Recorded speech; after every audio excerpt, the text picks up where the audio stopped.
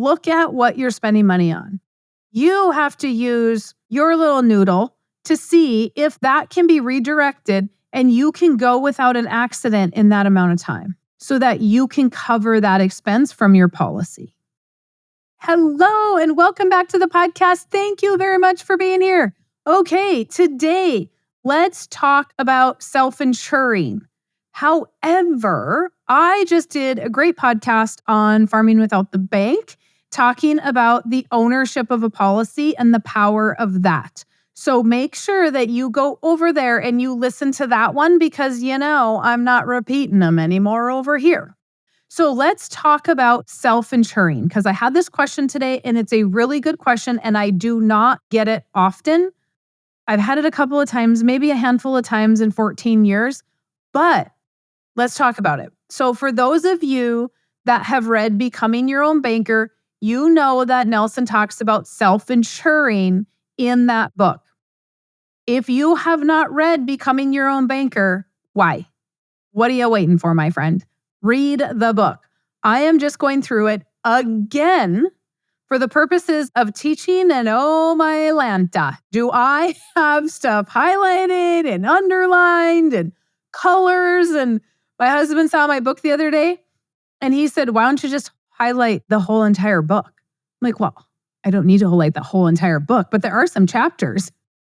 Everything but maybe a paragraph needs to be highlighted. And so we were talking about self-insuring. And Nelson talks about in BYOB that you should be self-insuring for comp and collision, not liability, my friends. You need liability insurance. Okay, so some people are like, well, I'm just going to go to my insurance agent and I am going to see how expensive it would be to have comp and collision, and then I'm going to take the difference and I'm going to put it into a whole life insurance policy. Remember, you need to capitalize the policy. When Nelson did this is probably one of the only things that I don't see a lot of potential for. So when Nelson did this, we have to remember that bumpers didn't have sensors, mirrors didn't have sensors, windshield wipers didn't have sensors, right? The car was not 100% computerized. Like everything has a sensor in today's cars. Today's vehicles are ridiculously expensive, and they are ridiculously expensive to fix. A bumper isn't just a bumper. And so if you have a vehicle with all of these safety features, with all of these sensors, with cameras, all the things, then you might say, I am not going to self-insure because the little bit of comp and collision premium I have, then I'm just going to pay that. Here's my solution to this problem is if I have an old vehicle that does not have sensors, like we have an older vehicle that we use as our runaround vehicle, it does not have sensors. We have an old farm truck. I'm not putting comp and collision on that baby. Outside of my husband loving that POS, I'm not putting comp and collision on it. If that thing kicks the bucket, we're good. But let's just say that we have a $15,000 vehicle and we do not have comp and collision on that thing. Well, we better have more than $15,000 in our cash value to replace that vehicle. If all we can afford is a $15,000 vehicle, we probably don't have super high premiums to get there, and we've had to build that over the years. Where do you live? If I talk to a property and casualty agent, which are people that sell home and auto, if I talk to them, they will say accidents are increasing because of texting. So we have all these sensors, but that does not matter because people can't put down their stupid phone while they are driving. If you guys are driving watching me, put your phone down and wait till you get home and watch me then. Come on, stop texting and driving. So now we have these accidents that are completely out of our control. But we also have deer that we're going to hit. We live in the country, as you all know. I am going to hit deer. We may hit somebody's dog. We may not be able to park all of our vehicles in, so we're going to have hail damage. What is the likelihood of those things? We live on gravel. Every windshield, my husband's windshield is cracked in his work vehicle. My daughter's windshield is cracked on her car. I just bought a new vehicle, so thank goodness the windshield's not cracked on that. But windshields, it depends what the vehicle is. My husband's work vehicle and my daughter's car, you know what? The windshields are pretty inexpensive. They're a few $100s because there's no sensors in them. But to replace a windshield that has sensors for heating and all the other stuff, they're super expensive. So you're going to want to have some kind of comp and collision on those things. But here's the thing that I tell people. Don't have a $250 or $500 deductible if you're not going to turn a claim in until it's $1,000. What is your limit to how much you're going to pay?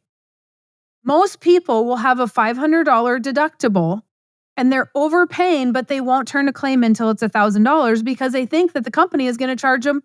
No, I'm going to file a claim and then they're going to charge me more money for my comp and collision. Yeah, they probably will because you had a claim. But guess what? Don't pay for $500 deductible if you're not going to turn it in till $1,000.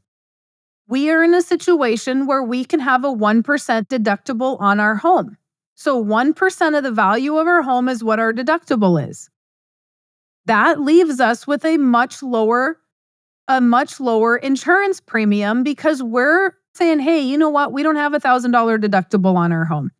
We're going to have a much higher deductible than that because we can afford that. So look at where you're at. So many of us are overpaying for our insurance because we're not understanding what we're buying.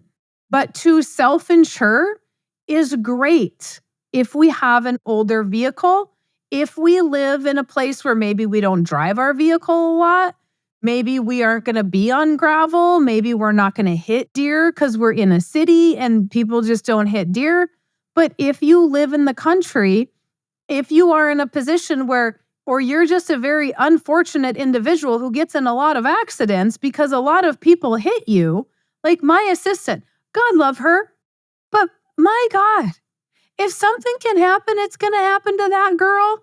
And so by all means, she needs comp and collision, right? Because it is going to be either the kid is going to wreck a car or somebody's going to rear end her. Oh my gosh, they had like 2 vehicles within a week's time. One was rear-ended, the other one was sitting in a parking lot and it was damaged. And so hit and runs, whatever. You guys get the point. I'm kind of beating this like a dead horse. What he is saying is look at what you're spending money on. Can some of that be redirected? You have to use your little noodle to see if that can be redirected and you can go without an accident in that amount of time so that you can cover that expense from your policy. Because you still have to pay it back and you still have to pay premiums going forward.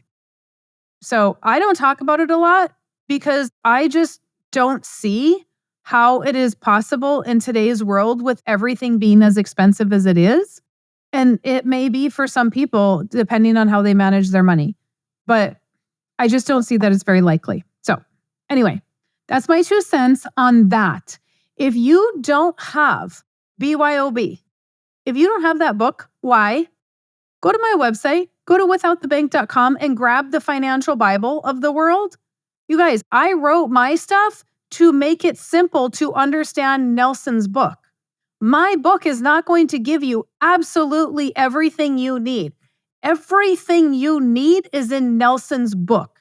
If you want to skip mine and just go to his, that's okay with me too. I just broke mine down so it's very simple and easy to understand. And then you can go to his book and it makes just a little bit more sense for people like myself. Okay, you guys, if you have questions, comments, concerns, Mary Jo at withoutthebank.com. Go to withoutthebank.com, grab the book, share the podcast, whatever it is. I would love it. Okay, you let me know if you need me. You have a fantastic rest of your day.